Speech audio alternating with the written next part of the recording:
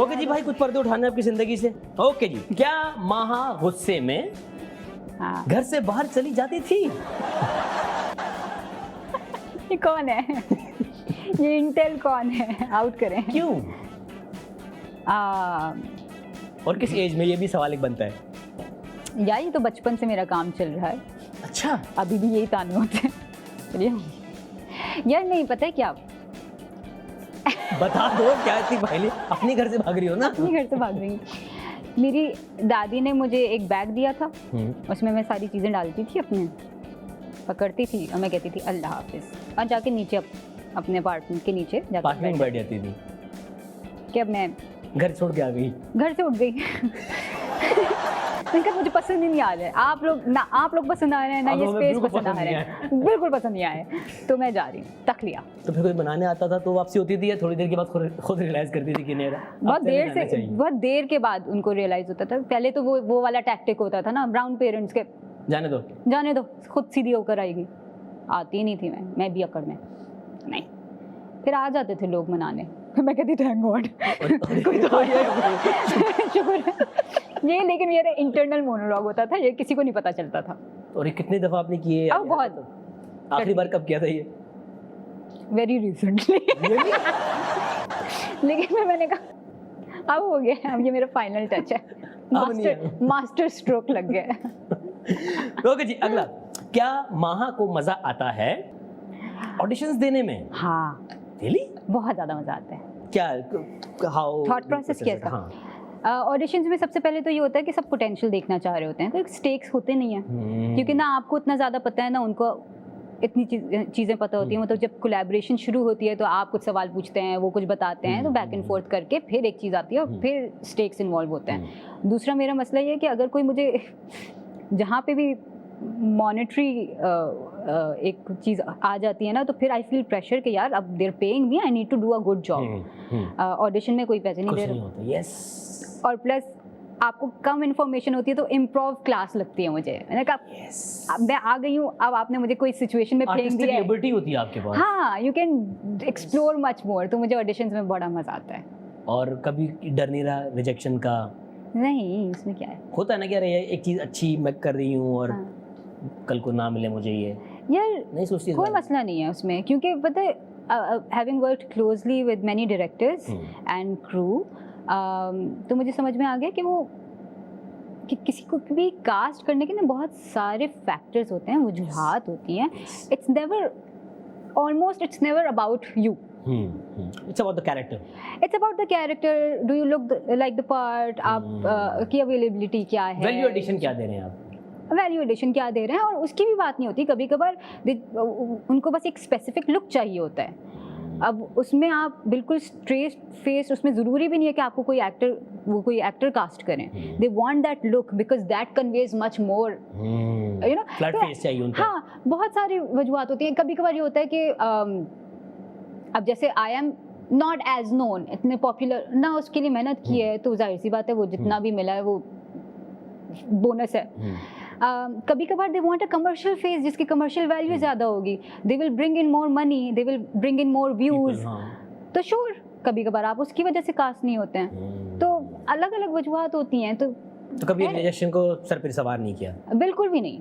Good good, audition करें, मजे करें, मजा। ओके जी, क्या माहा अपनी बहन से हटाएं अपने स्क्रिप्ट्स अप्रूव करवाती हैं? कोशिश करती हूँ। वो एक ऐसी इंसान है जो कि इसकी ज़िंदगी में इतना सुकून है और वो इतनी मसरूफ़ है कि घास ज़्यादा मिलती नहीं है मुझे उससे। कोशिश मैं ज़रूर करती हूँ कि यार पढ़ लो, प्लीज़ पढ़ लो। नहीं, शुरू में किया, उसने कहा पैसे दो। हाँ वो ये कह भी रहे कि भाई मैं अपना वक्त लगा रही हूँ, भाई क्या हो गया।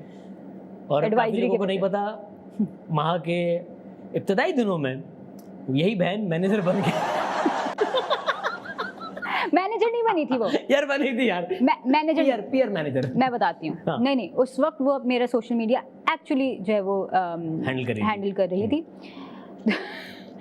बता मैंने कोई बहुत ही कोई फारिग हरकत की थी। हाँ। तो वो देख रही थी हमें जूते वूते चाहिए थे वो उस कैरेक्टर नंद के लिए ही। हाँ, और मुझे मैंने कहा पता कि ये सब चीज़ें मैं क्या मतलब कपड़े जूते अब मुझे कपड़े जूते पे ना पैसे लगाना मुझे बहुत जहर लगता है, क्योंकि मुझे हमेशा से बस मिलते रहे हैं ना, हैंड मी डाउन्स पे मेरी ज़िंदगी चलती रहती है।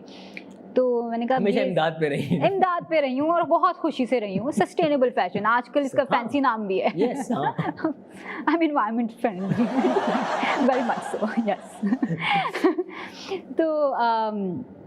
तो जूते वूते लेने थे। मैंने कहा अब क्या मतलब मुझे नहीं पैसे खर्च करने। तो हमने ऐसे कोल्ड कॉल्स टाइप की, मतलब इंस्टाग्राम पे रीच आउट किया कि no we need like PR. बहुत सारे ब्रांड्स को, इतने ज़्यादा नहीं थे, 2-3 ब्रांड्स थे। 2-3 ब्रांड्स थे। सबने कहा हाँ, जब हम कुछ नहीं थे उस वक्त, उनको हमारी ज़्यादा ज़रूरत थी।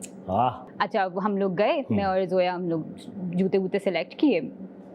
अब मेरे जोया से कुछ बस चलता रहता है ना, थोड़े बहुत लड़ाइयाँ शड़ाइयाँ भी चलती रहती हैं। तो उसने सेलेक्ट किए, एक आध पे शायद उसने मुझे घूरी करा, ये क्या इतनी गंदी चॉइस है तुम्हारी। तो मैंने वो ऐसे दिल पे लिया हुआ था। फिर हम लोग लिए, उन्होंने कहा कि अच्छा ये पैक कर दें। उन्होंने मुझे पकड़ाया थैला, मैंने कहा जी इनको दी दीजिए। सगी बहन के साथ ये किया इन्होंने? तो सोचे घर आके क्या हुआ? तो फिर आपके साथ ये बता दें, या रास्ते से ही शुरू हो गया था? कुछ नहीं, बहुत फनी बात।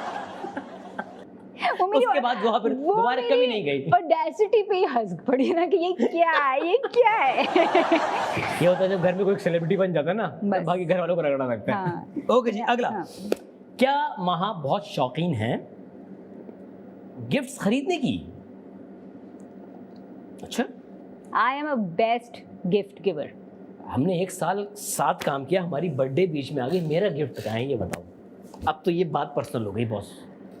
एक तो आपको अपने ऊपर इतना कॉन्फिडेंस, इतनी डिजर्विंग एतमादी, यार मुझे भी चाहिए ये वाला कॉन्फिडेंस चाहिए। ऐसे नहीं आता, ये बहुत रगड़े खाने। जब आपको 4-5 साल गिफ्ट नहीं मिलता ना, फिर आप कहते हैं कि मांग ही लूं, अपने शो पे मांग लूं। हाँ, यहाँ पे रिजेक्शन करना थोड़ा परसेंटेज कम है। सोचो उस पे भी कहा जाए रिजेक्शन मिल जाए। ओके, मैं समझ गया इनका जवाब ना है। क्या महा के बाबा बच्चों से किसी भी टॉपिक पर बहस करवाते हैं? वजह एंटरटेन होने के लिए। कह रही है ये दुनिया को एंटरटेन कर रही है, इनको घर में करो, मुझे तो करे। बेटा पोएम पढ़ के सुनाओ अगेन, वही बिहेवियर है।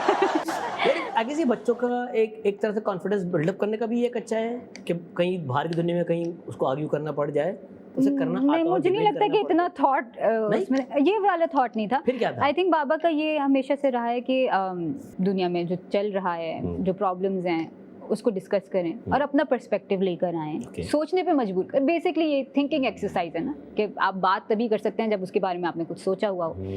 सोचने के लिए आपको मुताला करना पड़ता है, आप पढ़ते हैं, आप दूसरे लोगों से बात करते हैं, अपना एक ओपिनियन फॉर्म करते हैं। तो ये that's the thinking exercise and a questioning exercise. तो ये बाबा मुख्तलिफ तरीक़ों से करते रहते थे हमारे साथ। आई गेस वो पेरेंटिंग की एक बहुत अच्छी टिप है कि अपने बच्चों को अगर कॉन्फिडेंस देना है और बहस करने वाला बनाना है, अच्छी बात पे अपने लिए स्टैंड लेने वाला बनाना, तो इस तरह की एक्सरसाइज घर में करनी चाहिए। और ये है कि उसमें सिर्फ ये नहीं है कि opinion for the sake of opinion, वो भी होता है, लेकिन आप पढ़ें, आप सुने, रिसर्च करें, फिर अपनी उसके बाद वो नॉलेज के साथ अपनी जो इंटरनल विजडम है आप उसको ये एक पूरा बुके है जिसमें अवेयरनेस भी है, कॉन्फिडेंस भी है, सब कुछ है। It's a very nice exercise actually. अच्छा, ये अब तक ना पूरे शो में पहले अच्छी बात किया।